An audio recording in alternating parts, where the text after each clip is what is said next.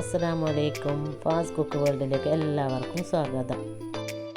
അപ്പോൾ എൻ്റെ വീഡിയോ ആദ്യമായിട്ട് കാണുന്നവരാണെങ്കിൽ ചുവന്ന സബ്സ്ക്രൈബ് ബട്ടനെ ക്ലിക്ക് ചെയ്ത് കൊടുക്കുക. തൊട്ടടുത്തുള്ള ബെല്ലൈക്കൺ കൂടി ക്ലിക്ക് ചെയ്ത് കൊടുക്കുക. അപ്പോൾ ഓൾ എന്ന ഓപ്ഷൻ കൂടി വരും, അതും കൂടി ക്ലിക്ക് ചെയ്ത് കൊടുത്താൽ ഞാനിടുന്ന വീഡിയോസ് എല്ലാം നിങ്ങൾക്ക് നോട്ടിഫിക്കേഷനായിട്ട് ലഭിക്കും. അപ്പം ഞാനിന്ന് വന്നിട്ടുള്ളത് നല്ലൊരു അടിപൊളിയായിട്ടുള്ള ബീഫ് ബിരിയാണീൻ്റെ റെസിപ്പി ആയിട്ടാണ്. എൻ്റെ വീഡിയോ മുഴുവനായിട്ട് കാണണം. ഇനി നമുക്ക് ഇത് എങ്ങനെയാണ് ഉണ്ടാക്കുന്നതെന്ന് നോക്കാം.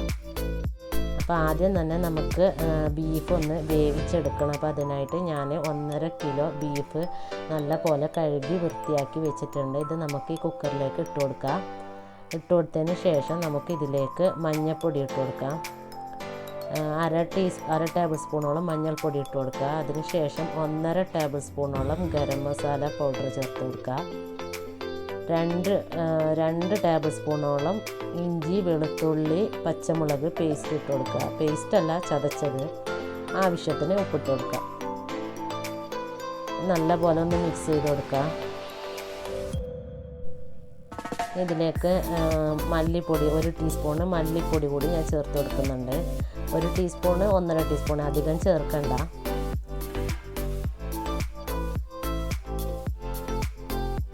ഇനി അടുത്തതായിട്ട് മല്ലിയില പുതിനയില രണ്ടും കൂടി 3 ടേബിൾ സ്പൂണോളം ചേർത്ത് കൊടുക്കാം.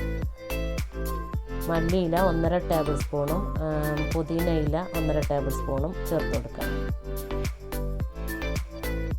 ഇനി നമുക്ക് ഗ്യാസ് കത്തിച്ചതിന് ശേഷം അതിൽ വെച്ച് വേവിച്ചെടുക്കാം. അപ്പോൾ ആദ്യം ഫുൾ ഫ്ലെയിമിലിട്ട് ഒരു വിസിൽ വരുന്നത് വരെ ഫുൾ ഫ്ലെയിമിലിട്ട് കൊടുക്കുക. അതിന് ശേഷം മീഡിയം ഫ്ലെയിമിലിട്ട് കൊടുക്കുക. അപ്പം നമ്മുടെ ബീഫ് നല്ല പോലെ വെന്ത് കിട്ടണം. അപ്പോൾ ഓരോ കുക്കറിൻ്റെ വിസിലനുസരിച്ചായിരിക്കും അത്. ഇപ്പം ഞാൻ 7 വിസിൽ വരുന്നത് വരെ വേവിച്ചെടുക്കുന്നുണ്ട്. നമുക്കിനി അടുത്തതായിട്ട് ഒരു പാൻ അടുപ്പത്ത് വെച്ചതിന് ശേഷം അതിലേക്ക് നമ്മുടെ ഉള്ളി ഫ്രൈ ചെയ്തെടുക്കാൻ ആവശ്യമായിട്ടുള്ള എണ്ണ ഒഴിച്ച് കൊടുക്കുക. അതിലേക്ക് 3 ടേബിൾ സ്പൂണോളം നെയ്യ് ഒഴിച്ച് കൊടുക്കുന്നുണ്ട്. അപ്പം ഞാൻ തന്നെ വീട്ടിലുണ്ടാക്കിയ നെയ്യാണത്. 3 ടേബിൾ സ്പൂണോളം നെയ്യും കൂടി ഞാൻ ഈ എണ്ണയിലോട്ട് ഒഴിച്ചു കൊടുത്തിട്ടുണ്ട്. അതിനുശേഷം വലിയ 3 സവാള നീളത്തിൽ അരിഞ്ഞെടുത്തത് അതും കൂടി ഇതിൽ ചേർത്ത് നല്ല പോലെ ഒന്ന് ഫ്രൈ ചെയ്തെടുക്കാം. ബ്രൗൺ നിറമാകുന്നത് വരെ ഒന്ന് ഫ്രൈ ചെയ്തെടുക്കാം. അപ്പോൾ ഏകദേശം ബ്രൗൺ നിറം ആയിക്കൊണ്ട് വരുന്നുണ്ട്. അപ്പോൾ നല്ല പോലെ ബ്രൗൺ നിറം ആയതിനു ശേഷം നമുക്കിത് കോരി മാറ്റാം. നല്ല പോലെ ബ്രൗൺ നിറമായി വന്നിട്ടുണ്ട്. ഇനി നമുക്കിതൊരു പാത്രത്തിലേക്ക് കോരി മാറ്റാം. സവാള ഫ്രൈ ചെയ്തെടുത്തിട്ടുണ്ട്. ഇനി അടുത്തത് ഇതേ എണ്ണയിലോട്ട് നമുക്ക് അണ്ടിപ്പരിപ്പ് ഇട്ട് കൊടുക്കാം. ഞാൻ ഏകദേശം ഒരു 1/2 കപ്പ് വരെ അണ്ടിപ്പരിപ്പ് എടുത്തിട്ടുണ്ട്. അപ്പോൾ ഇതൊന്ന് ബ്രൗൺ നിറാകുന്നത് വരെ ഫ്രൈ ചെയ്ത് കോരി മാറ്റാം.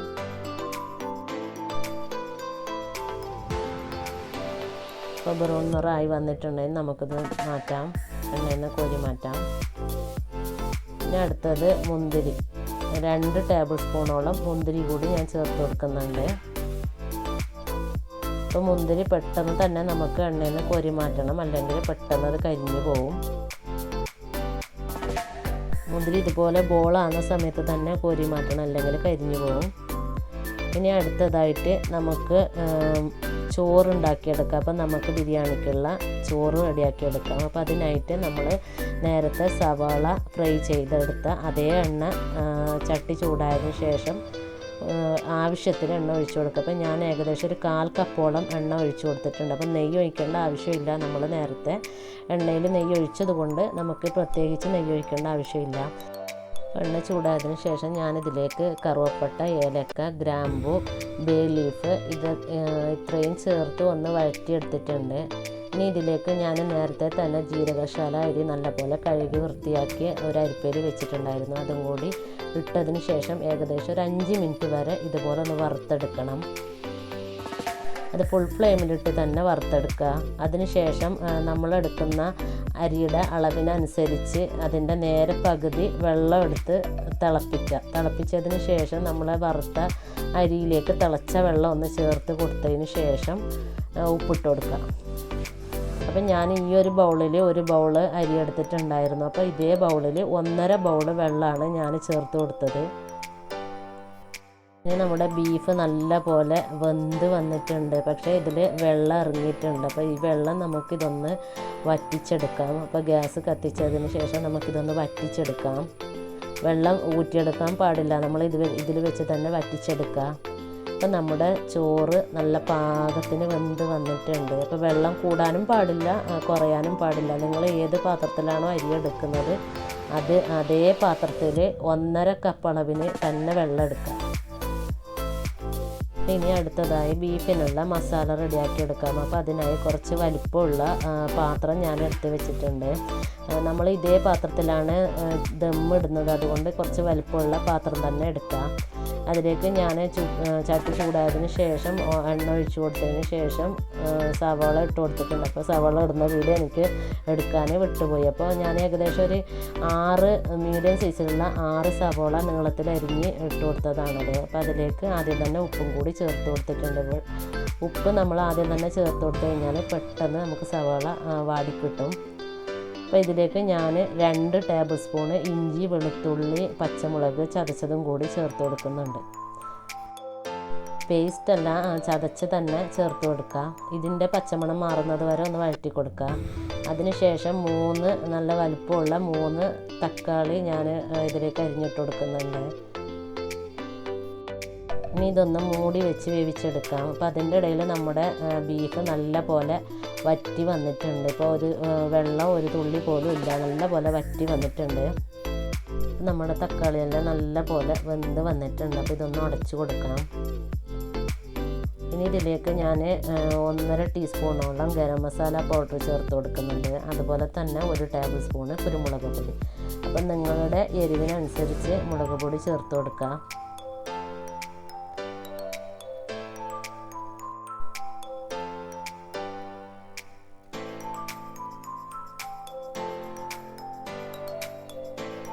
ഇനി ഇതിലേക്ക് ഞാൻ 2 ചെറുനാരങ്ങ നീരും കൂടി ചേർത്ത് കൊടുക്കുന്നുണ്ട്. 2 ചെറുനാരങ്ങ, അതായത് ഞാൻ മീഡിയം സൈസിലുള്ള 2 ചെറുനാരങ്ങയാണ് എടുത്തിട്ടുള്ളത്. അപ്പോൾ വലിയ ചെറുനാരങ്ങയാണെങ്കിൽ 1 മതിയാവും. ഇതും കൂടി ചേർത്ത് കൊടുത്തതിന് ശേഷം നല്ല പോലെ ഇളക്കി കൊടുക്കണം. 1 കപ്പ് തൈരും കൂടി ഞാൻ ചേർത്ത് കൊടുക്കുന്നുണ്ട്. അധികം പുളിയില്ലാത്ത തൈര് 1 കപ്പ് കൂടി ചേർത്ത് കൊടുക്കുന്നുണ്ട്.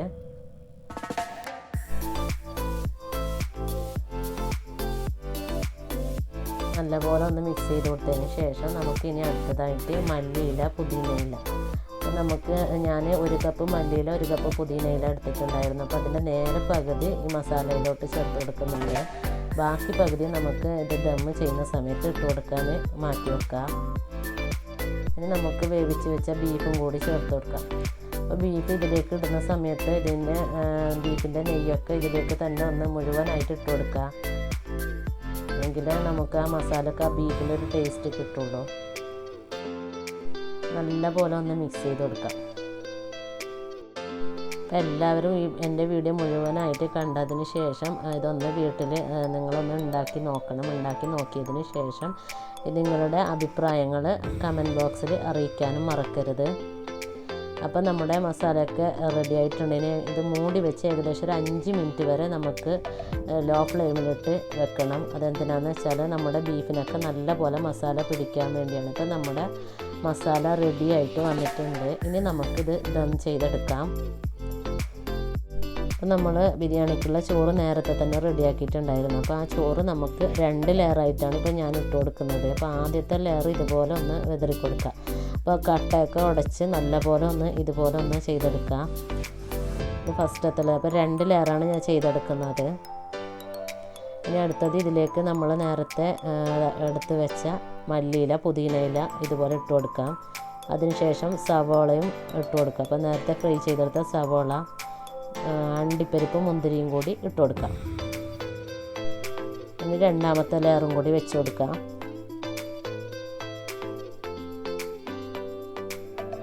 രണ്ടാമത്തെ ലെയർ ഞാൻ മുഴുവനായിട്ട് ഇട്ട് കൊടുക്കുന്നുണ്ട്. ഈ സമയത്ത് നമ്മുടെ ഗ്യാസിൻ്റെ തീ ലോ ഫ്ലെയിമിലാക്കിയിട്ട് വെച്ചിട്ടുള്ളതാണ്. അപ്പോൾ അതേപോലെ നിങ്ങൾ വെച്ച് കൊടുക്കാം. അതിനുശേഷം നമുക്ക് ഇതിലേക്ക് മല്ലിയില, പുതിനയില ഇട്ട് കൊടുത്തതിന് ശേഷം സവോള ഇട്ട് കൊടുക്കുക. അതിനുശേഷം അണ്ടിപ്പരിപ്പും മുന്തിരിയും കൂടി ഇട്ട് കൊടുക്കാം. അപ്പോൾ ആവശ്യമാണെങ്കിൽ മാത്രം ഈ ഓരോ ലെയറിലും നിങ്ങൾക്ക് ഓരോ ടേബിൾ സ്പൂണോളം നെയ്യും കൂടി ഒഴിച്ചു കൊടുക്കുക. അപ്പോൾ ഞാൻ നെയ്യ് ഒഴിച്ച് കൊടുക്കുന്നില്ല. ഇതിന് ശേഷം ഞാൻ ഫോയിൽ പേപ്പർ കൊണ്ട് ഫുള്ളൊന്ന് കവർ ചെയ്തെടുക്കുന്നുണ്ട്. ദം ചെയ്യാൻ വേണ്ടി ഞാൻ ഫുള്ളൊന്ന് കവർ ചെയ്തെടുക്കുന്നുണ്ട്. അപ്പം നിങ്ങൾ മൈദ മാവ് കൊണ്ട് ഒന്ന് ദം ചെയ്തെടുക്കുന്നുണ്ടെങ്കിൽ അങ്ങനെയും ചെയ്യാം, അല്ലെങ്കിൽ ഇതുപോലെയും ചെയ്യാം. അപ്പോൾ ഇതൊന്ന് ഒരു 10 മിനിറ്റ് വരെ ലോ ഫ്ലെയിമിലിട്ട് ഞാൻ ഇതിൽ തന്നെ വെക്കുന്നുണ്ട്. 10 മിനിറ്റ് കഴിഞ്ഞിട്ടുണ്ട്. നമുക്കിതൊന്ന് തുറന്ന് നോക്കാം. അപ്പോൾ ഇതിൻ്റെ ഫ്ലെയിമും കൂടി ഞാൻ ഓഫ് ചെയ്തിട്ടുണ്ട്. ഇനി നമുക്ക് ദമ്മൊന്ന് തുറന്ന് നോക്കാം. നല്ല മണം കൂടിയാണ് വരുന്നത്. അപ്പോൾ എല്ലാവരും ഇത് വീട്ടിൽ ട്രൈ ചെയ്ത് നോക്കണം. കണ്ടില്ലേ, കാണാനും നല്ല ഭംഗിയുണ്ട്, അതുപോലെ കഴിക്കാനും നല്ല ടേസ്റ്റാണ്. അപ്പോൾ എല്ലാവരും തീർച്ചയായും ഇതൊന്ന് വീട്ടിൽ പരീക്ഷിച്ച് നോക്കിയതിന് ശേഷം നിങ്ങളുടെ അഭിപ്രായങ്ങൾ കമൻറ്റ് ബോക്സിൽ അറിയിക്കണം. അപ്പോൾ ഇൻഷാ അല്ലാഹ് ഇനി അടുത്ത വീഡിയോയുമായി വരുന്നത് വരേക്കും അസ്സലാമു അലൈക്കും.